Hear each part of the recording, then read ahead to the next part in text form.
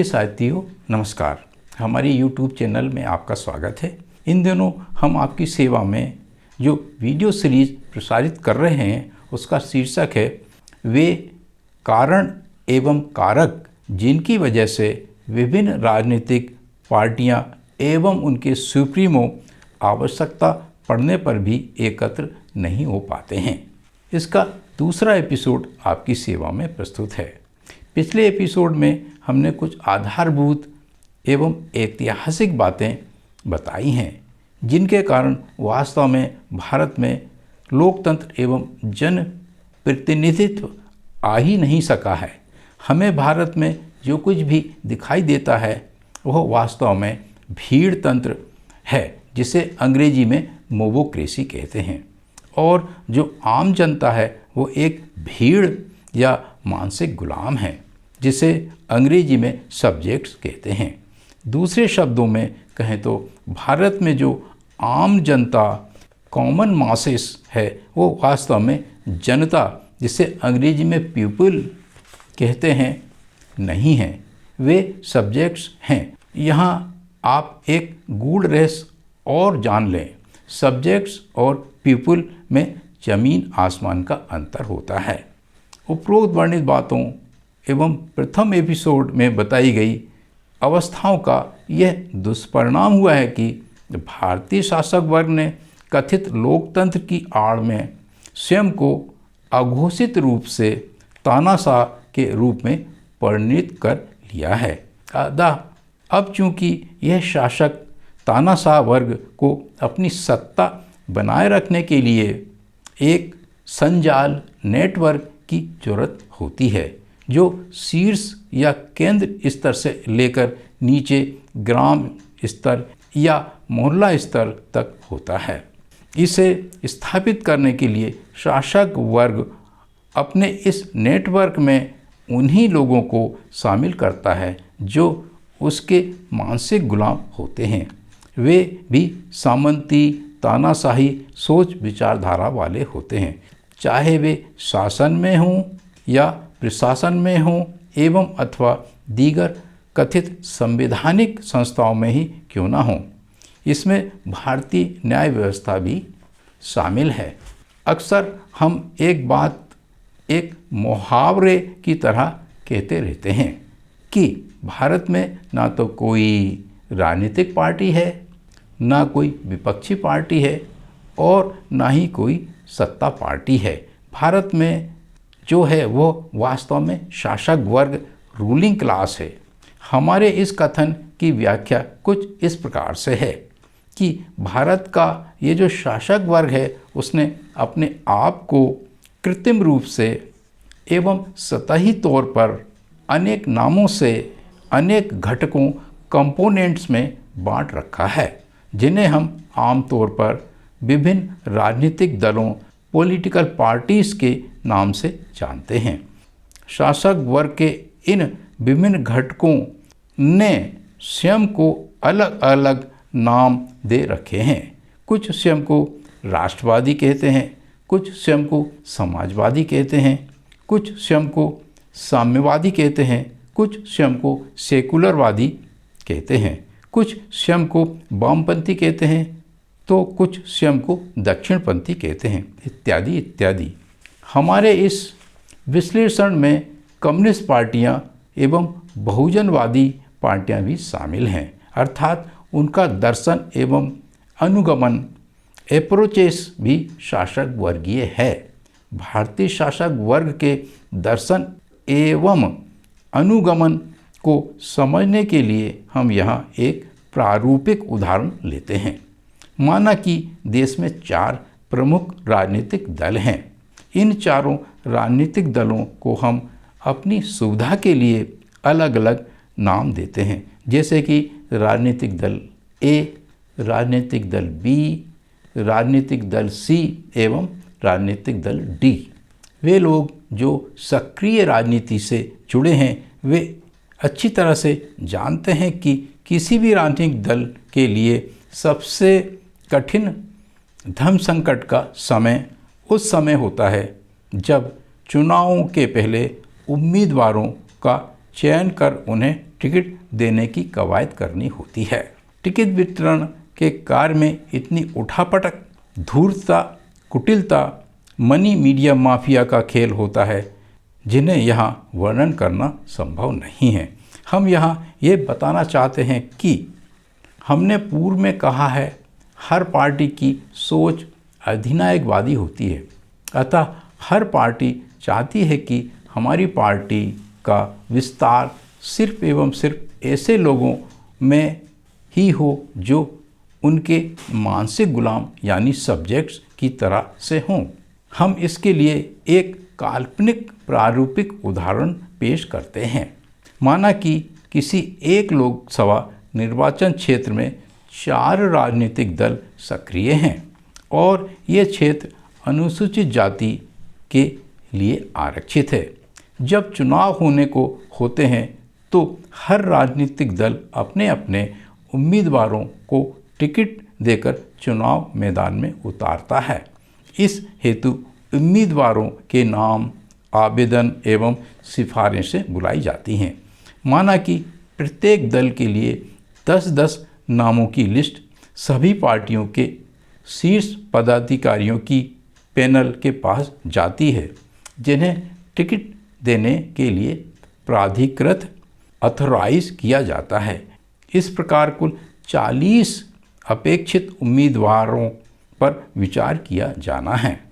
यहाँ होता यह है कि जैसा कि हमने अपने 50 वर्षीय सक्रिय जीवन में देखा है कि माना कि पार्टी ए के पदाधिकारी जब टिकट वितरण के लिए बैठते हैं तो वे उन 10 अपेक्षित उम्मीदवारों में से उस एक व्यक्ति को टिकट देकर अपनी पार्टी का अधिकृत उम्मीदवार घोषित करती है, जो पहला आज्ञाकारी हो, पार्टी की विचारधारा के प्रति समर्पित हो। यह विचारधारा प्रायः शासक वर्गीय, अधिनायकवादी, सामंतवादी, पुरोहितवादी होती है। दूसरा बिंदु, उसमें अनेक मानव कमजोरियां हों, जैसे कि पैसों का लालची, अनेक प्रकार के नशे का आदी, भीरू, कमज़ोर मनोबल वाला, धर्मोन्मादी, धर्मांध, अंधविश्वासी हो। तीसरा, जिसे आसानी से टैकल एवं मैनेज किया जा सके। चौथा, विभिन्न आर्थिक एवं फौजदारी अपराधों का आरोपी हो। इन आरोपों से स्वयं को बचाए रखने के लिए खूब पार्टी चंदा देता रहे एवं पार्टी हाईकमान की आज्ञा का पालन करता रहे इत्यादि। हमारा दावा है कि यही मापदंड एवं सिद्धांत, पैरामीटर्स एंड क्राइटेरिया दीगर पार्टियां बी, सी एवं डी भी अपनाती हैं। जब इन चारों पार्टियों के 4 उम्मीदवार चुनावी मैदान में जनता के सामने आते हैं तो यहाँ गौर करने वाली बात यह है कि किसी भी पार्टी का जो भी उम्मीदवार जीतेगा वो आधारभूत रूप से पार्टी का मानसिक गुलाम ही होगा, ना कि आम जनता का जनप्रतिनिधि। चुनाव की इस प्रक्रिया को तकनीकी रूप से इलेक्टेड फ्रॉम द सेलेक्टेड कहते हैं, अर्थात चयनित व्यक्तियों में से ही निर्वाचित व्यक्ति।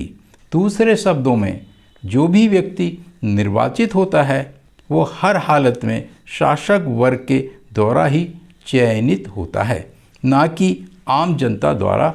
आम जनता के लिए आम जनता का प्रतिनिधि, आम जनता का प्रतिनिधित्व करने वाला, जैसा कि लोकतंत्र की मूल परिभाषा है।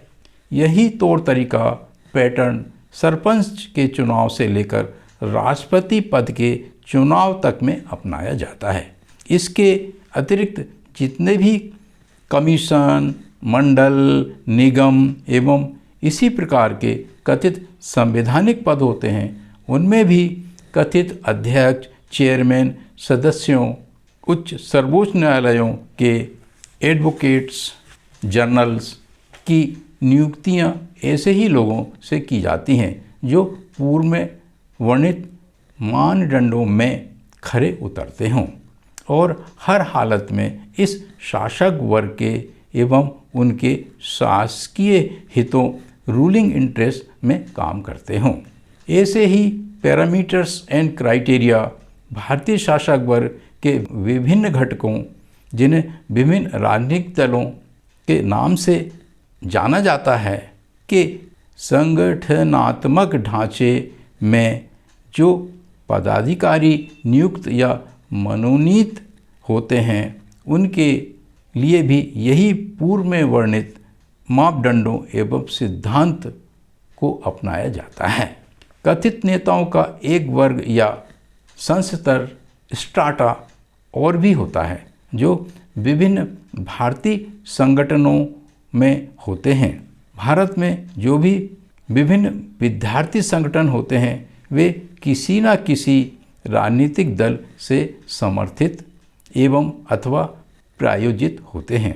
अगर ये कहें कि इन दिनों विश्वविद्यालय एवं कॉलेज कैंपस भावी नेताओं के ब्रीडिंग सेंटर होते हैं, तो अतिशयोक्ति नहीं होगी।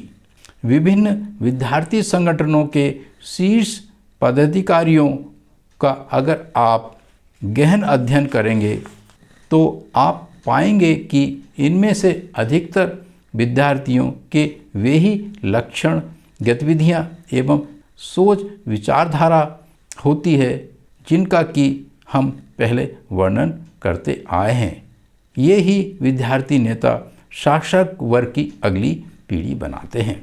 यहाँ एक खास बात बताना आवश्यक है कि अधिकतर लोग ये समझते हैं, मानते हैं कि वे लोग या कथित जनप्रतिनिधि एवं विभिन्न मंडल, कमीशन, निगमों के अध्यक्ष, चेयरमैन एवं सदस्य होते हैं, उन्हें ही वेतन, भत्ते एवं अन्य सुविधाएं, पेंशन सरकार के खजाने से प्राप्त होती हैं। लेकिन राजनीतिक पार्टियों के संगठनात्मक ढांचे के एवं विद्यार्थियों के संगठनों के पदाधिकारियों, कार्यकर्ताओं को भी सारी सुख सुविधाएं प्राप्त होती रहती हैं। ये भी लावण्यपूर्ण जीवन व्यतीत करते हैं। इनमें भी रसूखदारी देखी जाती है। हमें ये बात भी समझना होगा कि भारत में भारतीय शासक वर्ग ने एक तरफ बेरोजगारी की समस्या को बहुत विकराल एवं गंभीर बना दिया है, तो दूसरी तरफ नेतागिरी को, चाहे वो किसी भी प्रकार की हो या किसी भी स्तर की हो, को बहुत ही कमाई वाली, विलासतापूर्ण, लावण्यतापूर्ण एवं पूछ परख वाली, रसूखदार बना डाली है। इसका दुष्परिणाम ये हुआ है कि इस नेतागिरी को कई लोग एक कैरियर की तरह से बना दिया गया है और इसमें बहुत ही अधिक प्रतिस्पर्धा आ गई है। अगर कहें कि गंदी प्रतिस्पर्धा, डर्टी कंपटीशन आ गई है, तो अतिशयोक्ति नहीं होगी। सबसे नीचे के स्तर के कथित जनप्रतिनिधि, सरपंच के राजनीतिक जीवन को अगर आप देखेंगे तो आप पाएंगे कि एक या दो कार्यकाल, टेन्योर्स में ही वो कई करोड़ों रुपयों का मालिक बन जाता है। उसका जलवा, दबंगाई, विलासतापूर्वक जीवन फिर अलग से है। फिर विधायक, सांसद, मंत्रियों का तो कहना ही क्या है। उनकी संपन्नता का तो कहना ही क्या है। इन दिनों की नेतागिरी में माफियागिरी, अपराधगिरी भी शामिल हो गई है। अब तो अपराधों के आरोपी स्वयं को सजाओं से बचाने के लिए अपनी अपार वैध अवैध संपत्तियों को संरक्षित रखने के लिए अपने वैध अवैध अनैतिक नैतिक कारोबारों एवं गतिविधियों को जारी एवं संरक्षित रखने के लिए राजनीति में आते हैं। हमने हमारी राजनीतिक पार्टी पाराद की प्रचार प्रसार सामग्री के लिए कुछ फ्लेक्सी बोर्ड बनवाए हैं। इनमें से 2 बोर्ड हम आपकी सेवा में इस प्रकार से प्रस्तुत करते हैं। पहले बोर्ड का क्रमांक 4 है, जिसका शीर्षक भारत की लोकसभा, राज्यसभा व विधानसभाओं में सांसदों विधायकों की आर्थिक व आपराधिक पृष्ठभूमि। इसमें तालिका के रूप में बताया गया है कि हमारे कथित जनप्रतिनिधि एक तरफ तो प्रायः सभी के सभी करोड़पति हैं, दूसरी तरफ उनमें से अधिकतर अपराधों एवं गंभीर अपराधों के आरोपी हैं। इनका अध्ययन आप इस वीडियो को पॉज करके कर सकते हैं। दूसरे बोर्ड का क्रमांक 5 है। इसका शीर्षक है अति गरीब भारतीय समाजवादी लोकतंत्र में अति अमीर कथित जनप्रतिनिधियों के विषय में कुछ रोचक तथ्य। इसकी पहली तालिका में यह बताने का प्रयास किया गया है कि 10 शीर्ष सांसदों के पास किस स्तर की विशाल संपत्ति है। दूसरी तालिका में यह बताया गया है कि देश के प्रायः सभी राजनीतिक दलों के प्रायः सभी सांसदों के पास कितनी कितनी औसतन रूप से संपत्ति है। यहाँ इनमें दिए गए आंकड़ों के विषय में विस्तार से हम नहीं बताएंगे। आप स्वयं ही इस वीडियो को पॉज करके इनका अवलोकन करने का कष्ट करें एवं स्वयं निष्कर्ष निकालने का कष्ट करें। इन आंकड़ों को बताने का हमारा यहाँ तात्पर्य यह है कि अब भारत का लोकतंत्र वास्तव में लोकतंत्र नहीं रह गया है। भारतीय शासक वर्ग ने इसे छुपे रूप में परिष्कृत तरीके से एक मध्ययुगीन अधिनायकवादी व्यवस्था में बदल दिया है। भारत के विशेष प्रसंग में कहा जाए तो भारत अब एक ब्राह्मणवादी, पुरोहितवादी, अधिनायकवादी राज्य व्यवस्था, जिसे अंग्रेजी में ब्रह्मनिकल थियोक्रेटिक ऑटोक्रेटिक स्टेटहुड कहते हैं, में बदल दिया गया है। भारत में ये जो हिंदू राष्ट्र एवं राम राज्य की स्थापना की बातें चल रही हैं, वास्तव में ये सब बातें इसी दिशा में देश को ले जाने का संकेत दे रही हैं। इस छिपी हुई किंतु परिष्कृत तरीके से मध्ययुगीन अधिनायकवादी व्यवस्था को कुछ इस तरह से समझा जा सकता है। अब एक सरपंच एक जमींदार की तरह है, एक विधायक एक जागीरदार की तरह से है, एक सांसद एक राजा नवाब की तरह से है, एक मंत्री एक महाराजा की तरह से है और प्रधानमंत्री चक्रवर्ती सम्राट की तरह से है। भारत जैसे विशाल एवं विभिन्नताओं से भरे देश में अनेक संस्थाएं हैं जो अब लोकतांत्रिक सिद्धांतों के आधार पर नहीं चल रही हैं और अब वे संवैधानिक आधारों पर चलने वाली भी नहीं रह गई हैं। अब वे पुरोहितवादी अधिनायकवादी हो गई हैं। दिनांक 28 मई 2023 की नई संसद के उद्घाटन में राजतंत्र का प्रतीक चिन्ह संगोल की स्थापना हमारी पूर्व में कई बातों की पुष्टि करती है। इन आधारभूत बातों का वर्णन करते हुए हम इस एपिसोड को यहाँ समाप्त करते हैं। अगले एपिसोड में हम इस वीडियो सीरीज के शीर्षक के तहत उन बातों को विस्तार से बताएंगे जिनके कारण विभिन्न राजनीतिक दल एक आदर्श गठबंधन नहीं बना पाते हैं। अगर आपको ऐसा लगता है कि आपके ज्ञान में कुछ वृद्धि हुई है तो कृपया हमारी इस YouTube चैनल को सब्सक्राइब करने का कष्ट करें, हमारे वीडियोस को लाइक करने का कष्ट करें और अधिक से अधिक शेयर करने का कष्ट करें। हमारे साथ बने रहने और पूरा एपिसोड देखने के लिए धन्यवाद। पुनः नमस्कार।